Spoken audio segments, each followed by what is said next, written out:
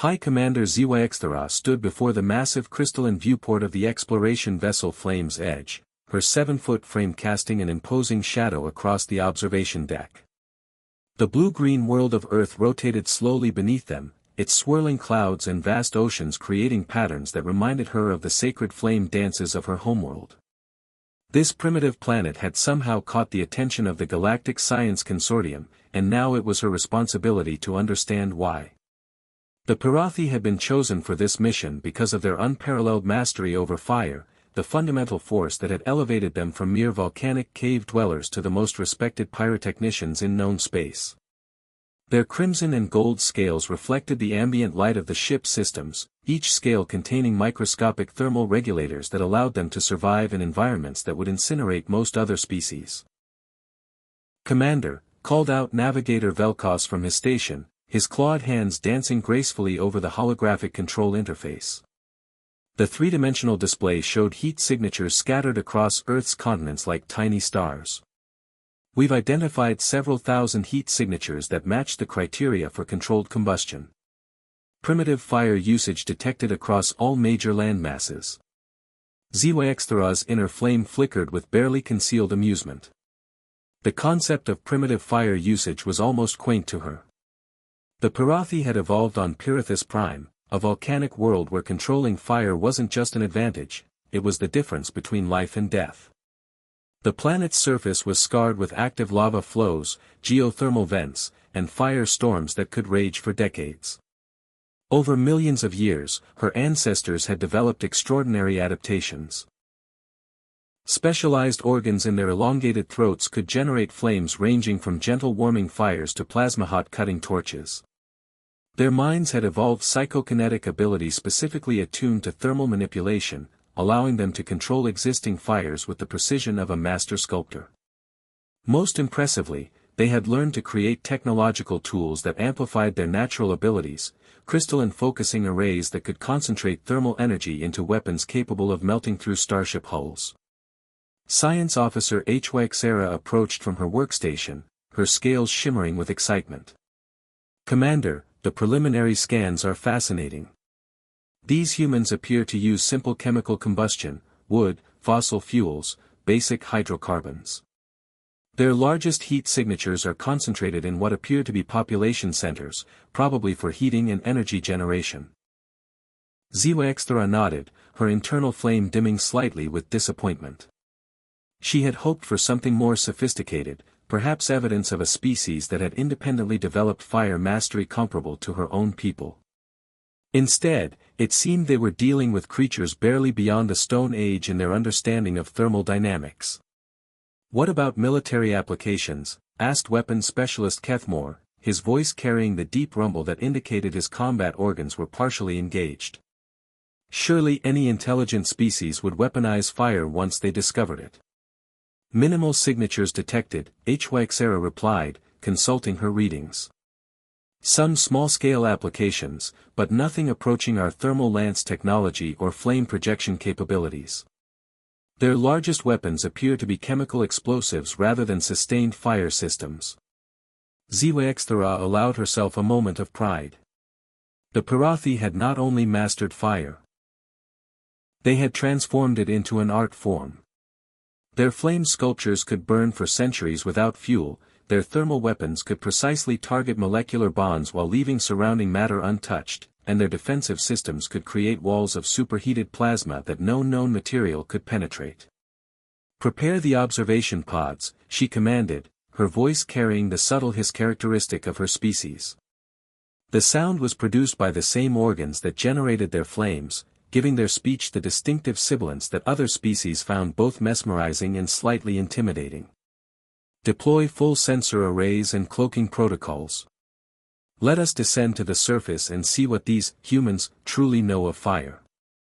As the crew prepared for planetary descent, HFY couldn't shake the feeling that this mission would be disappointingly routine.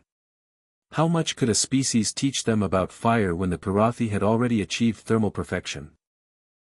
She was about to discover that mastery, like fire itself, could take forms she had never imagined. The landing party materialized in a remote forest clearing deep within the Rocky Mountain wilderness, their quantum transporters depositing them with barely a whisper of displaced air. 5 Parathi specialists stood in perfect formation, each towering 7 feet tall with iridescent scales that shifted between deep crimson and burnished gold in the dappled sunlight filtering through the pine canopy. Their elongated skulls, evolved to house both expanded craniums and the sophisticated flame-generating organs unique to their species, gave them an almost draconic appearance that would have terrified most humans. Commander HFY wore ceremonial armor crafted from thermally conductive alloys mined from the core of dead stars. The armor wasn't just protective, it was functional art, incorporating channels and focusing arrays designed to amplify and direct her natural fire abilities. Heat-resistant crystalline conduits ran along the surface like veins, pulsing with a faint inner light that indicated her flame organs were active and ready. The other team members were equally impressive. Navigator Velkos bore the scars of his training on Pirithous Prime, where young Parathi learned fire control by surviving in active volcanic chambers. Science Officer HFY's armor incorporated advanced sensor arrays capable of analyzing combustion at the molecular level. Weapons Specialist Kethmore's equipment included backup thermal lances, crystalline rods that could focus his natural flames into plasma beams capable of cutting through reinforced starship hulls. They immediately noticed the primitive campfire smoldering in the center of the clearing, its orange flames dancing weakly in the mountain breeze. The sight was almost amusing to beings who could generate temperatures hot enough to melt diamonds with a thought. Beside the fire sat their first human subject. A young man in his late 20s wearing the distinctive uniform of the United States Park Service. Jake Morrison had been enjoying a quiet weekend camping trip, roasting marshmallows and reading a paperback novel, when his peaceful evening was interrupted by the arrival of 5 towering aliens who materialized from thin air like something from a science fiction movie. To Jake's immense credit, he didn't panic. Years of wilderness experience had taught him to remain calm in unexpected situations, whether facing down an aggressive bear or helping lost hikers. He slowly set down his marshmallow stick, glanced at the aliens, then back at his campfire, and reached deliberately for his Park Service radio. "Wait," Commander HFY said, her voice carrying the distinctive sibilant hiss of her species. She had spent the journey to Earth studying human languages through intercepted broadcasts, and her pronunciation of English was flawless despite her alien vocal apparatus. "Please do not be alarmed. We come in peace." Jake paused, his hand hovering over the radio. He looked up at the magnificent beings surrounding his campsite, noting their obvious intelligence and the fact that they hadn't immediately vaporized him. "Okay," he said slowly, demonstrating the kind of practical acceptance that would have impressed philosophers. "And you are?" "We are scientists," HFY continued, "from what you would call another world. We study the development of fire usage across different civilizations." She gestured gracefully at his modest campfire. "We have come to learn about your species' relationship with combustion." Jake blinked several times, processing this information with remarkable equanimity. "Right. Alien scientists. Studying fire." He looked down at his pathetic little campfire, a few burning logs that were already beginning to die down, then back at these magnificent beings whose very presence seemed to radiate heat and power. "I'm guessing my little campfire isn't exactly impressive compared to whatever you folks can do." Science Officer HFY stepped forward, her scales shimmering with barely contained excitement. Her species had encountered hundreds of alien civilizations, but none had developed fire usage beyond basic heating and primitive metallurgy. "May we observe your fire-making techniques?" she asked, her voice carrying genuine curiosity. "Our preliminary scans suggest your species has developed some applications that intrigue us." Jake glanced around at the 5 towering aliens, then shrugged with the easygoing nature that made him popular with park visitors. "Sure, I guess. Though I have to warn you, I'm just a park ranger. If you want to see really impressive fire stuff, you probably want to talk to someone else." What followed was a display that left Jake Morrison's jaw hanging open and forever changed his understanding of what was possible with fire. The Parathi began their demonstration with the casual confidence of master artisans showing off their life's work, completely unaware that they were about to perform what humans would consider miracles. Science Officer HFY stepped forward first, her scales rippling with anticipation. "Perhaps we should show you what true fire mastery looks like," she said, her voice carrying a note of gentle condescension that she didn't intend to be insulting. She positioned herself near Jake's modest campfire, took a deep breath that seemed to draw energy from the air itself, and opened her elongated mouth. What emerged wasn't a crude orange flame Jake expected, but a stream of brilliant blue-white fire that blazed with the intensity of a cutting torch. The flame was perfectly controlled, forming geometric patterns in the air that maintained their shape for several seconds before gracefully dissolving. The temperature was so intense that Jake instinctively stepped backward, feeling his eyebrows singe from 15 feet away. "This is basic flame projection," HFY explained matter-of-factly, as if breathing plasma was the most natural thing in the world. "We can sustain this for approximately 30 minutes without strain, and adjust the temperature from a gentle 200 degrees to over 3000 degrees Celsius. Before Jake could fully process this demonstration, Navigator Velkos stepped forward with a theatrical flourish. "Observe thermal manipulation," he announced, extending his clawed hands toward Jake's dying campfire. Without touching it, without any visible effort, the flames began to dance. Jake watched in stunned silence as his simple wood fire transformed into something resembling a miniature ballet. The flames rose and fell in perfect synchronization, formed spirals that rotated clockwise then counterclockwise, and even split into separate streams that wove around each other in impossible helical patterns. The fire changed colors as Velkos concentrated, from orange to yellow to brilliant white to deep purple, cycling through the spectrum like a living rainbow. "Psychokinetic fire control," Velkos explained with obvious pride. "We can manipulate any existing combustion within a 50-meter radius. Temperature, shape, intensity, color, duration, all parameters are under our conscious control." Weapons specialist Kethmore, not to be outdone by his colleagues, produced what looked like a crystalline rod from his equipment pack. The object was beautiful, translucent and faceted like a precious gem, but with internal structures that seemed to pulse with their own inner light. "This," Kethmore announced, "is a standard personal thermal lance." He held the crystal rod at arm's length and focused his thoughts. Instantly, the rod blazed to life with concentrated plasma that made the other demonstrations look tame by comparison.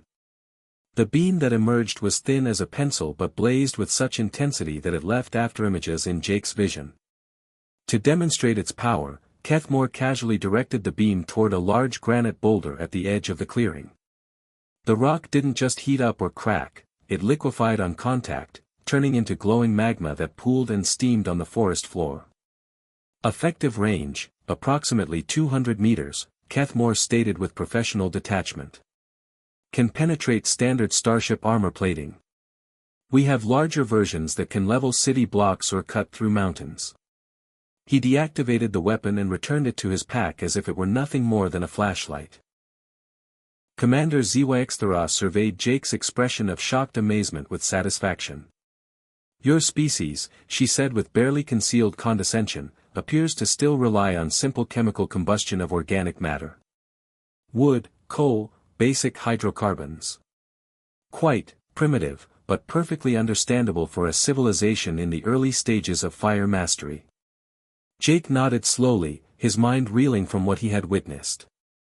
These beings weren't just using fire, they were conducting it like a symphony, shaping it like clay, weaponizing it beyond anything he had imagined possible. "Yeah," he managed to say, his voice slightly hoarse from the heat exposure, "we're definitely still in the basics category when it comes to fire." He paused, then remembered something that brought a slight smile to his face. "Although, we have developed some more advanced applications over the years."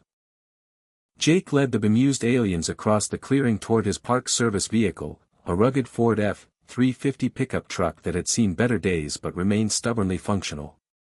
The Parathi followed with the graceful curiosity of apex predators investigating something mildly interesting but ultimately harmless. Their scales caught the afternoon sunlight as they moved, creating shifting patterns of crimson and gold that made them look like walking works of art.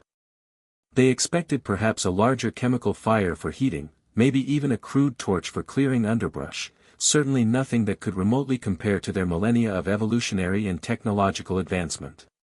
After all, they had just demonstrated abilities that bordered on the divine by human standards. "See, part of my job involves controlled burns," Jake explained as he approached the truck's tailgate, his boots crunching on the pine needles scattered across the forest floor. "We use fire to prevent bigger fires.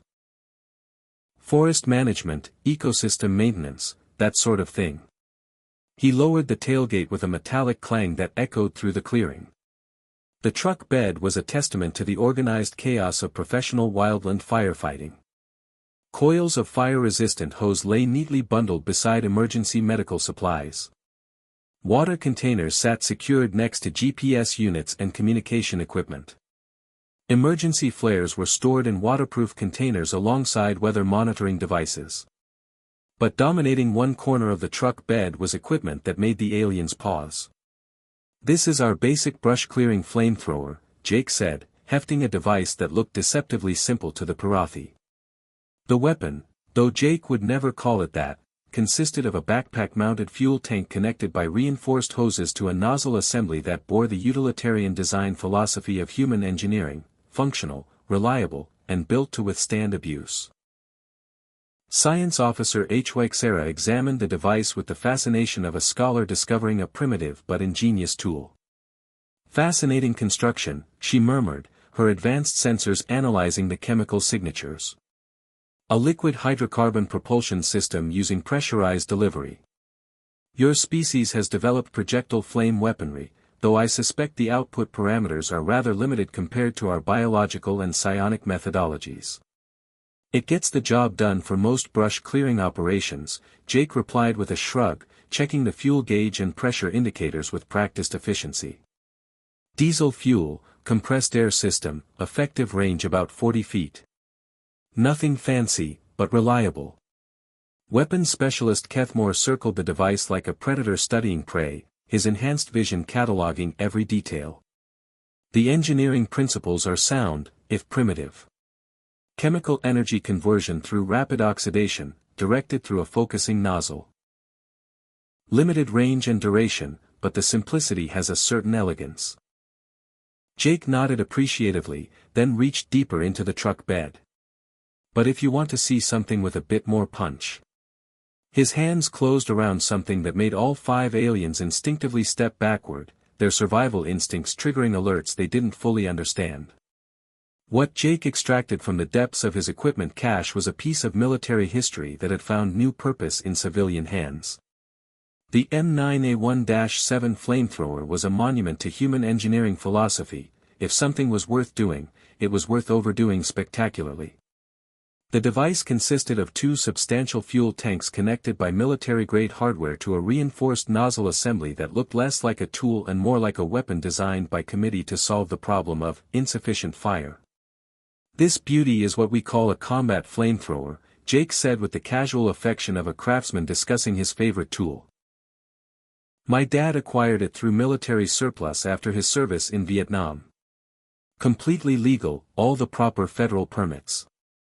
We use it for really stubborn invasive plant species, kudzu, Japanese knotweed, stuff that just won't die with conventional methods." The aliens exchanged glances loaded with meaning. The device radiated purpose in a way that their elegant, crystalline thermal lances did not. Where Parathi weapons were works of art that happened to be deadly, this human creation was purely functional, a machine designed with the single-minded purpose of projecting as much fire as far as possible for as long as necessary.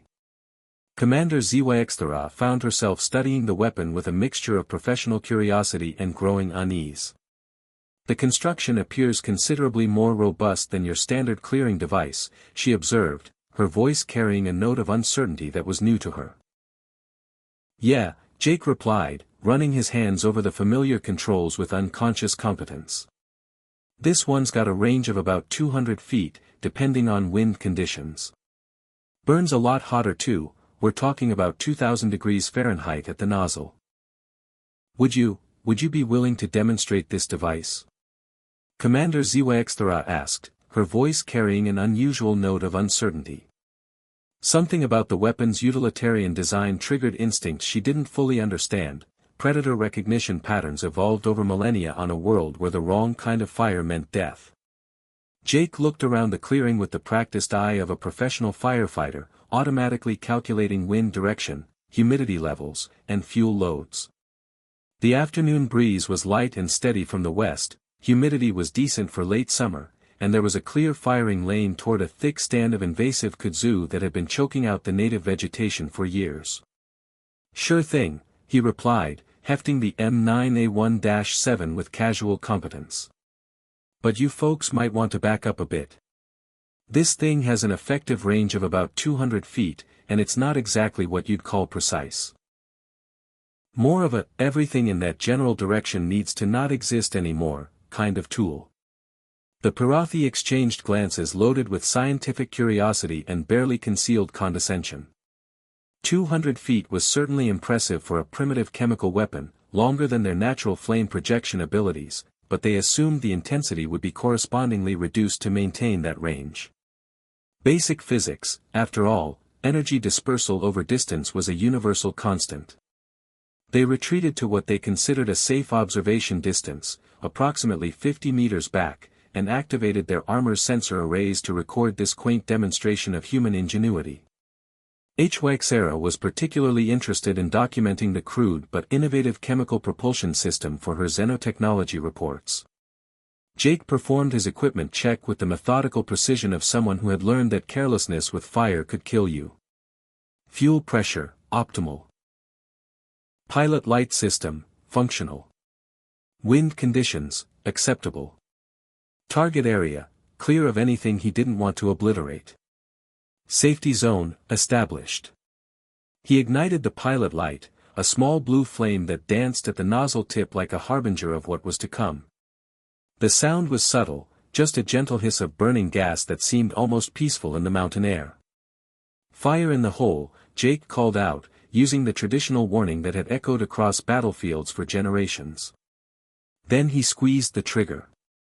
What erupted from the nozzle wasn't fire as the Parathi understood it. This wasn't the elegant, controlled combustion they had mastered through evolution and technology. This was liquid apocalypse made manifest, a roaring torrent of burning fuel that exploded outward in a cone of absolute destruction that seemed to devour the very air itself.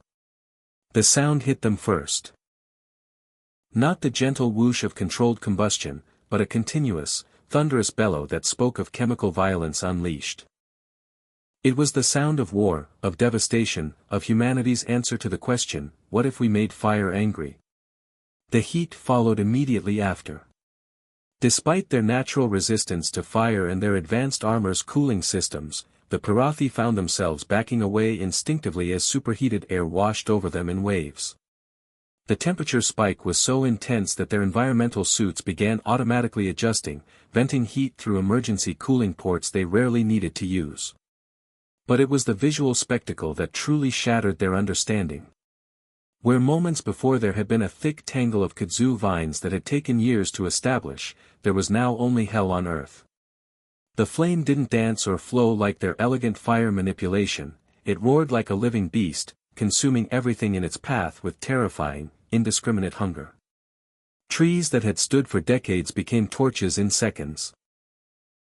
The very ground seemed to burn as fuel splattered and ignited across a swath of destruction that stretched nearly to the limits of Jake's claimed range.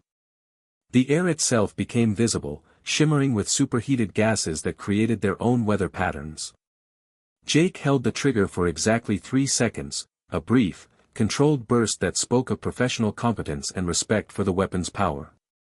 Then he released it, and the mechanical roar died to silence broken only by the crackling of cooling metal and the distant sound of secondary fire spreading through the destroyed vegetation. Where moments before there had been living forest, there was now a blackened wasteland that looked like the surface of an alien world. The silence that followed was profound and disturbing, broken only by the crackling of cooling metal components and the distant sound of burning debris settling into ash. The 5 Parathi specialists stood frozen in their tracks, their advanced minds struggling to process what they had just witnessed. Their sophisticated neural networks, evolved over millions of years to understand and categorize fire in all its forms, were sending contradictory signals that didn't fit any known parameters. For millennia beyond counting, the Parathi had defined fire mastery through the lens of control, precision, and elegant efficiency. Their flames were living art forms, carefully shaped sculptures of plasma and heat that could be maintained for hours without consuming additional fuel. They could create spirals of multicolored fire that danced in perfect mathematical harmony, precisely heat specific materials to exact temperatures measured in fractions of degrees, and generate sustained combustion through biological processes that other species throughout the galaxy considered nothing short of miraculous. Their weapons were extensions of this philosophy, beautiful crystalline constructs that focused their natural abilities into precise beams of controlled destruction. When a Parathi thermal lance cut through armor plating, it did so with surgical precision, creating clean lines and calculated damage patterns. Their defensive systems created elegant walls of superheated plasma that could be shaped and reshaped according to tactical requirements. But this human device represented something fundamentally different, something that challenged the very core of their understanding. This wasn't fire as a tool of precision. It was fire as an instrument of pure, uncompromising devastation. It wasn't controlled, it was barely contained, a chemical explosion stretched out over 3 horrifying seconds. It wasn't efficient, it was deliberately wasteful, converting enormous amounts of chemical energy into raw, indiscriminate destruction that consumed everything within its reach. By the eternal flames of our ancestors, Navigator Velkos whispered, his translator struggling with blasphemies that had no human equivalent. His voice carried a tremor that spoke of fundamental beliefs being shaken. What manner of weapon have we witnessed? Science Officer HFY was frantically running calculations on her portable molecular analyzer, checking and rechecking readings that seemed impossible. "Commander," she reported, her voice tight with disbelief, "the thermal output of that device exceeded our portable thermal lances by a factor of 12. The chemical conversion efficiency is crude by our standards, certainly, but the total energy deployment." She paused, her scaled fingers trembling slightly as she verified her measurements. "It's essentially equivalent to a handheld version of our starship's defensive flame arrays." The implications hit them like a physical blow. Their ship's defensive systems represented the pinnacle of Parathi military technology, weapons systems that required massive power cores and teams of specialists to operate. And this human had just demonstrated a portable version that could be operated by a single individual. Weapons specialist Keth Moore approached the still smoldering zone of destruction, his sensors working overtime to analyze the aftermath. The devastation was total and absolute, not just burned, but obliterated at a molecular level. The coverage area, the sustained burn duration, the fuel consumption rate, he reported with growing alarm, this represents military-grade area suppression weaponry designed for battlefield deployment. Yet he described it as a tool for vegetation management. Jake, completely oblivious to the existential crisis he had triggered in 5 highly advanced aliens, was already securing the flamethrower back in his truck bed with the practiced efficiency of someone who used such tools regularly. "Sorry about the noise level," he called over his shoulder with characteristic human consideration. "These things are pretty loud when you fire them up. We've got bigger units back at the regional depot, but those require special federal permits and usually a full crew to operate safely." Commander HFY felt something cold settle in her primary flame chamber, a sensation she hadn't experienced since her youth on Pirithous Prime when she had first encountered the planet's legendary firestorms. "Bigger ones?" she asked, her voice cracking slightly despite her attempts to maintain composure.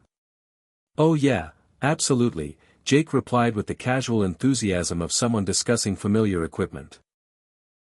The M202 flash system can lay down incendiary coverage over an entire football field in about 10 seconds flat.